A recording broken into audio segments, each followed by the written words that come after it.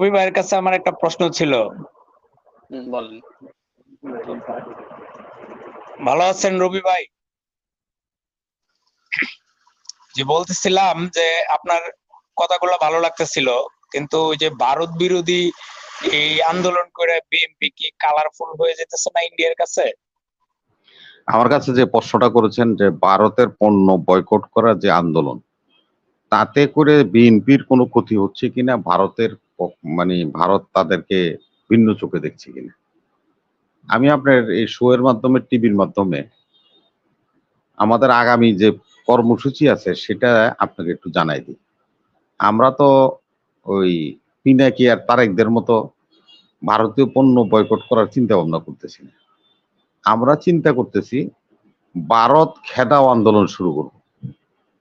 এই দেশের মাটিতে ভারতের কোনো স্বার্থ সংশ্লিষ্ট বিষয় থাকলে সেগুলি আমরা ভারতকে প্রত্যাহার করে নিয়ে যেতে বলবো, এবং ভারত বিরোধী যত রকম কর্মকাণ্ড করার আমরা এটা করব, এবং ভারতকে এই দেশের স্বার্থে ব্যাঘাত ঘটিয়ে যে সমস্ত কর্মকাণ্ড অতীতে এবং বর্তমানে করছেন সেগুলি থেকে বিরত হতে বলবো। যদি না হয় তাহলে আমরা ভারত খেদাও আন্দোলন শুরু করব।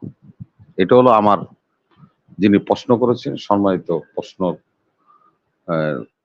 কারী দর্শক, আপনার উদ্দেশ্যে আমার এই কথা।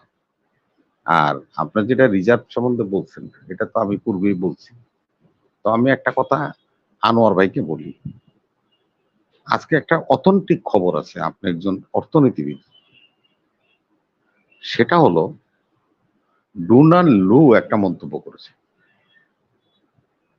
সেটা হলো আমাদের যে রেমিটেন্স আসতেছে বিদেশ থেকে, আমাদের কোটি কোটি প্রবাসীরা পাঠাচ্ছে, এবং আমাদের গার্মেন্টস সেক্টরে আমাদের যে রেমিটেন্স আসতেছে, সে বলছে যে তোমার অর্থনৈতিক সংকট কাটাতে হলে এই রেমিটেন্সের উপরে তোমাকে কর ধার্য করতে হবে, এবং আইএমএফ এই প্রস্তাব দিয়েছে।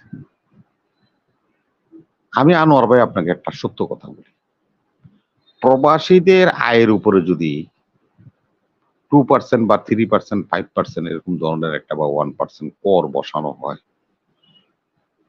তাহলে কি আমরা ব্যাংকিং চ্যানেলে আমাদের এই প্রবাসীদের আয় পাবো, যেটা দিয়ে আমাদের রেমিটেন্স হিসাব করা হয়? আমি তো দেখছি এগুলো অন্য বক্র পথে চলে যাবে। এটাও একটা আত্মঘাতী সিদ্ধান্ত হবে কিনা সে বিষয়টাও বিবেচনা করে কথা বললে আমি খুব খুশি হব। আরেকটা জিনিস হলো যে আমাদের দেশে কিন্তু একজন, আমি আগে শুনতাম আমাদের এই যে কাঁচা বাজারে আড়তদারি হয়, পিঁয়াজের বাজারে আড়তদারি হয়, মাছের বাজারে আড়তদারি হয়, তো বাংলাদেশে একজন আবার ব্যাংকের আড়তদারি শুরু হয়েছে। এই ব্যাংকের একজন আড়তদার, ওনার নাম হলো এস আলম। উনি ব্যাংকের আড়তদার, যেখানে কোনো ব্যাংক সংকটে পড়ে উনি ওটা কিনে, বা উনি নিজে প্রবেশ করে শেয়ার মার্কেট থেকে মেজরিটি শেয়ার কিনে ব্যাংকের ডাইরেক্টর সেজে ওখানে ঢুকে ওই ব্যাংককে কুপুকাত করে নিজের পকেটে নিয়ে নেয়। ব্যাংকের আড়তদার, এই নতুন একটা নাম শুনলাম ভাই, এটাও একটু দেখবেন। আরেকটা জিনিস হলো, ওবায়দুল কাদের সাহেব বলেছেন যে ডোনাল্ড লু তার দেশের স্বার্থেই আমাদের এখানে আসছে। আমি যদি ওবায়দুল কাদের সাহেবের এই বক্তব্যটাকে ধরে নিই,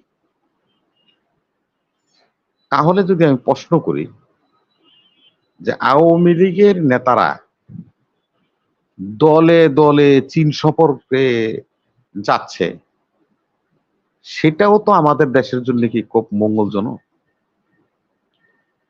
এই টেরিটরিতে চীনেরও একটা স্বার্থ আছে আনোয়ার ভাই, সেই স্বার্থটার সাথে ইনভলভ 3টা রাষ্ট্র যাদেরকে চীন টার্গেট করেছে। তার একটা হলো শ্রীলঙ্কা, অন্যটা হলো নেপাল, আর সর্বশেষ হলো বাংলাদেশ। এই 3 রাষ্ট্রের সাথে চীন তার সম্পর্কের উন্নয়ন করে এবং তাদের সকল সংকটে পাশে থেকে তারা একটা স্বার্থ আদায় করতে চায়। সেই স্বার্থটা হলো কি, ভারতের অরুণাচল প্রদেশ, ভারতের নাগাল্যান্ড, ভারতের মিজোরাম এবং মনিরাম,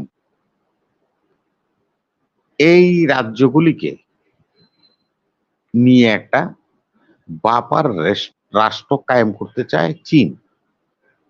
ভারত ভেঙে আরেকটা ভারত তৈরি করতে চায়। সেখানে প্রয়োজন কারে হচ্ছে? বাংলাদেশকে হচ্ছে, কাদের হচ্ছে? নেপালকে হচ্ছে এবং শ্রীলঙ্কাকে প্রয়োজন তার।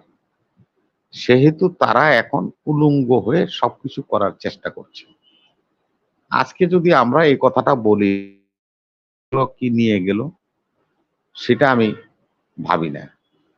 এটা হলো চীনের স্বার্থ। আর যদি আমেরিকার স্বার্থ আমরা বলি, তাহলে ওই যে গল্পের মতো, ওই বালকরে বাড়ির রচনা লিখতে বলছে, সে লাস্টে লিখছে কুমির নদীর ধারে বাড়ি করলে কুমির এসে আপনাকে খেয়ে ফেলবে। তো প্রত্যেক রচনাতে সে শেষ পংক্তিতে ওই কুমিরের উদাহরণটা নিয়ে আসে। তো আমেরিকার স্বার্থ কি? আমেরিকার স্বার্থ একটাই, সেটা হলো ইন্দো প্যাসিফিক। ওই ছেলের রচনার মতো সবকিছু বইলা টইলা লাস্টে আইসা বলে ইন্দো প্যাসিফিক। তাদের স্বার্থ হলো ইন্দো প্যাসিফিক।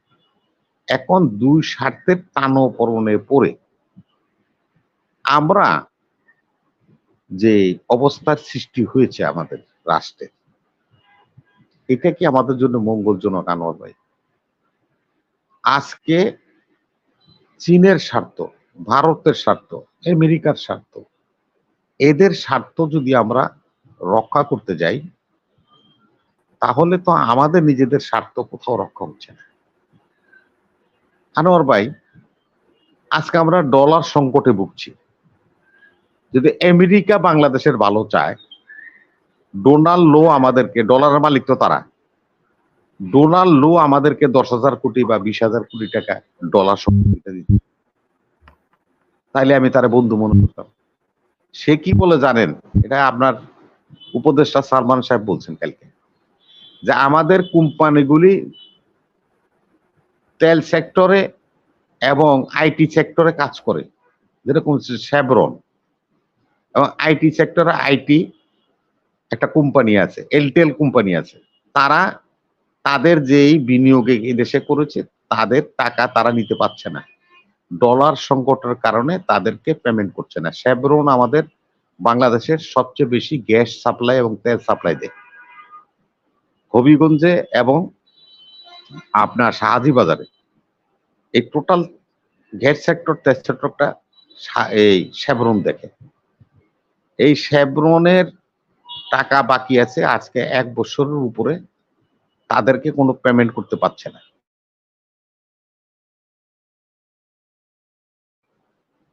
যার ফলশ্রুতিতে আমাদের উপদেষ্টা সাহেব বলতে বাধ্য হয়েছে যে আমরা তো তাদের এই পেমেন্ট বন্ধ করি নাই, তবে ডিলে হচ্ছে, মানে ডিলে হচ্ছে, কিন্তু আমরা তাদের পেমেন্ট বন্ধ করি নাই। তার মানে আমরা তাদেরকে পেমেন্ট দিতে পারছি না।